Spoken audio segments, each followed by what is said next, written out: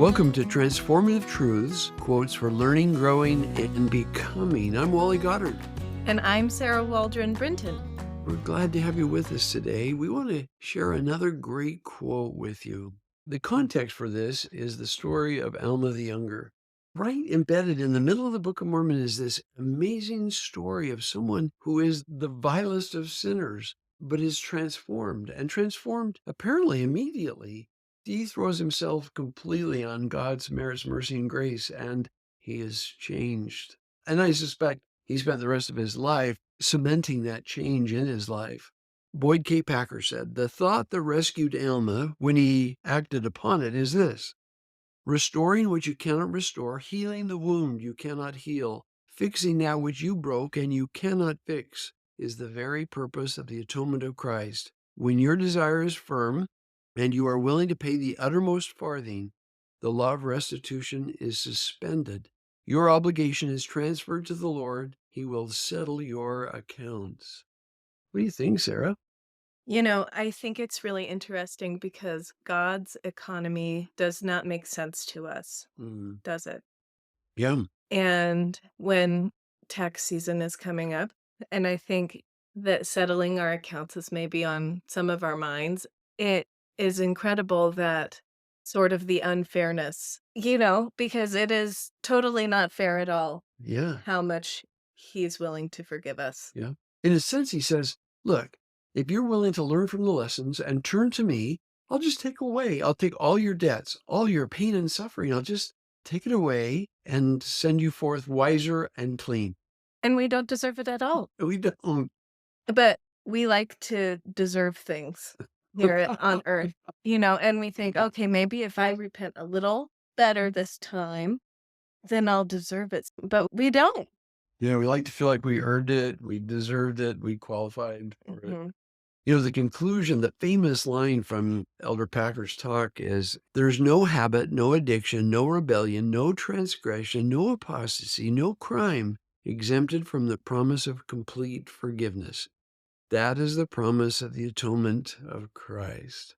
Do we sometimes dwell on and ruminate about the mistakes we've made and the silly things we've done in our lives and even the malicious things we've done, and we think somehow the atonement can't reach that far?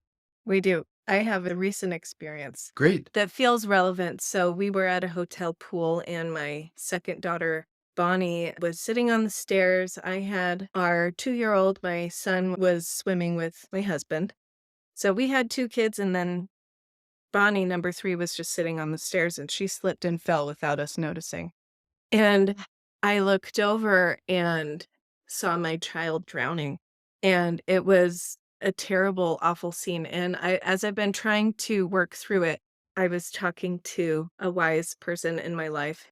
I said, I just keep replaying this scene where my daughter is grasping, trying to come up. And she said, maybe instead of focusing on that thought, can you focus on the part where you saved her? And I said, well, I did save her, and she said, no buts. You saved her. And she's And alive today. She's because of alive that today action. because I did save her. It reminds me of this quote from President Nelson where he says, when you reach up for the Lord's power in your life with the same intensity that a drowning person has when grasping and gasping for air, power from Jesus Christ will be yours. And I think that Well, ties into us paying the uttermost farthing, just putting all of our effort. And we're tempted to say, but, like I did, but I didn't, but I wasn't there in time, or but this or but that. But no, Christ will save us and does save us from these impossible situations. unfortunately, he's on duty 24 hours a day, 7 days a week. Yeah, he is our constant lifeguard, isn't he? He is. He's always there. Always a lifeguard on duty. I think one of the core messages of Alma is that what we must do is call on him. Mhm. Because Alma said, "Oh, Jesus, thou Son of God, have mercy on me. I don't deserve it. I know that. I know it with every cell of my body. But I know that if I'm to be saved, it'll be by you." And that did the trick. Pretty great. Yeah, I love it. Thank you for joining us for Transformative Truths, quotes for learning, growing, and becoming. We look forward to seeing you next time. Thanks. We hope that some of the quotes we share are meaningful to you and something maybe you'd like to add to your personal collection. If so, go to drwally.com and look under Transformative Truths podcast, and all the quotes as we broadcast them will be available to you to cut and paste into your collection.